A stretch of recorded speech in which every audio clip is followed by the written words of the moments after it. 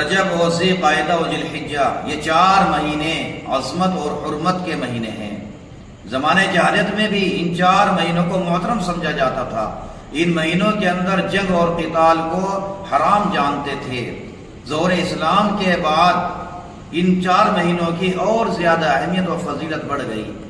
لیکن ان 4 مہینوں میں محرم کے مہینے کو خصوصی اہمیت اور فضیلت حاصل ہے۔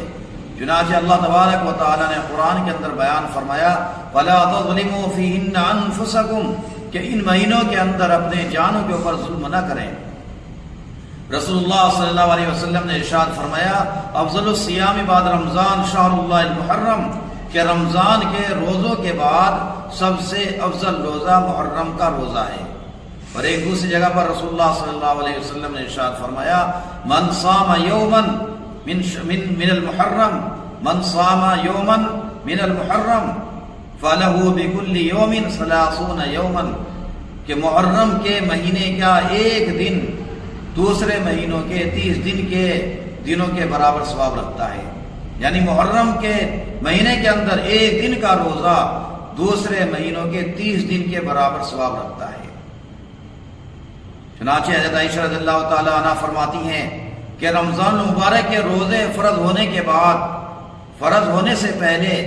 حضرت عائشہ صدیقہ رضی اللہ تعالی عنہ فرماتی ہیں کہ رمضان المبارک کے روزے فرض ہونے سے پہلے، ان کی فرضیت سے پہلے یوم عاشورہ کا روزہ رسول اللہ صلی اللہ علیہ وسلم کے اوپر فرض تھا، لیکن جب رمضان المبارک کا روزہ فرض ہو گیا اس کے بعد میں اللہ تبارک و تعالیٰ نے ایک قوم کی توبہ قبول فرما لی اور دوسری قوم کی توبہ بھی قبول فرمائیں گے۔ چنانچہ ایک روایت کے اندر عبداللہ بن عباس رضی اللہ تعالیٰ عنہ فرماتے ہیں کہ میں نے رسول اللہ صلی اللہ علیہ وسلم کو نہیں دیکھا کسی فضیلت کے دن کے روزے کے بارے میں اتنا زیادہ اہتمام اور غور و فکر کرتے ہوئے سوائے محرم کے اس دن کے روزے کے بارے میں، یعنی عاشورہ کے دن کے روزے کے بارے میں، اور سوائے اس مہینے یعنی رمضان کے مہینے کے روزے کے علاوہ۔ حضرت عائشہ صدیقہ رضی اللہ تعالیٰ عنہ فرماتی ہیں کہ رمضان المبارک کے روزوں کی فرضیت سے پہلے عاشورہ کا روزہ فرض تھا، لیکن جب رمضان المبارک کے روزے فرض ہو گئے تو اللہ تبارک و تعالیٰ نے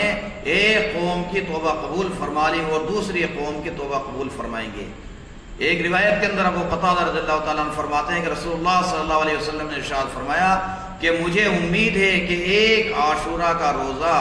پورے سال کے تمام صغیرہ گناہوں کی طرف سے کفارہ ہو جائے گا۔ ایک روایت کے اندر عبداللہ بن عباس رضی اللہ تعالیٰ عنہ فرماتے ہیں کہ رسول اللہ صلی اللہ علیہ وسلم جب مدینہ منورہ کے اندر تشریف لائے تو رسول اللہ صلی اللہ علیہ وسلم نے مدینہ کے اندر یہودیوں کو دیکھا کہ وہ یہاں پر اس دن کے اندر روزہ رکھتے ہیں۔ رسول اللہ صلی اللہ علیہ وسلم نے ان سے معلوم کیا، پوچھا کہ یہ کیسا دن ہے جس کے اندر تم روزہ رکھتے ہو؟ یہودیوں نے جواب دیا کہ اس دن یہ بہت بڑا دن ہے، عظیم دن ہے، اس دن کے اندر اللہ تبارک و تعالیٰ نے موسیٰ علیہ السلام اور اس کی قوم کو نجات دی اور فرعون اور اس کی قوم کو ہلاک و برباد کر دیا، غرق کر دیا۔ تو موسیٰ علیہ السلام نے اس کے شکریہ کے اندر روزہ رکھا تھا، تو ہم بھی موسیٰ علیہ السلام کے اطاعت و فرما برداری کرتے ہوئے اس دن کا روزہ رکھتے ہیں۔ یہ سننے کے بعد رسول اللہ صلی اللہ علیہ وسلم نے ارشاد فرمایا کہ ہم زیادہ حقدار ہیں، زیادہ قریب ہیں تم سے موسیٰ کے کہ ہم روزہ رکھیں۔ چنانچہ رسول اللہ صلی اللہ علیہ وسلم نے اس دن کا روزہ رکھا اور صحابہ کرام کو بھی روزہ رکھنے کا حکم دیا۔ ایک روایت کے اندر حضرت عائشہ رضی اللہ تعالیٰ عنہ فرماتی ہیں کہ رسول اللہ صلی اللہ علیہ وسلم یوم عاشورہ کا روزہ رکھا کرتے تھے اور دوسروں کو بھی روزہ رکھنے کا حکم دیا کرتے تھے، دوسروں کو بھی روزہ رکھنے کا حکم دیا کرتے تھے۔ لیکن ایک روایت کے اندر عبداللہ بن عباس رضی اللہ تعالیٰ عنہ فرماتے ہیں کہ جب رسول اللہ صلی اللہ علیہ وسلم نے یوم عاشورہ کے اندر روزہ رکھنے کا اپنا معمول بنا لیا اور مسلمانوں کو بھی اس کے حکم دینے کا معمول بنا لیا، یعنی آپ اس دن کے اندر روزہ رکھا کرتے تھے اور مسلمانوں کو بھی روزہ رکھنے کا حکم دیا کرتے تھے، تو بعض صحابہ کرام رضی اللہ تعالیٰ مجمعین نے رسول اللہ صلی اللہ علیہ وسلم سے عرض کیا کہ اللہ کے رسول صلی اللہ علیہ وسلم یہودی اس دن کو بڑے دن کی حیثیت سے مناتے ہیں کہ اگر خاص طور سے ہم اس دن کے اندر روزہ رکھیں گے تو ہمارے اس روزہ رکھنے سے ان کے ساتھ میں ہمارا اشتراک اور تشبہ لازم آئے گا۔ رسول اللہ صلی اللہ علیہ وسلم نے فرمایا کہ انشاءاللہ اگر اگلے سال باقی رہیں تو انشاءاللہ اگلے سال 9 تاریخ کا بھی روزہ رکھیں گے۔ تو معلوم یہ ہوا میرے دوستو کہ ابتدائی اسلام کے اندر یوم عاشورہ کا روزہ فرض تھا، لیکن رمضان المبارک کا روزہ فرض ہو جانے کے بعد یوم عاشورہ کا روزہ نفل بن گیا۔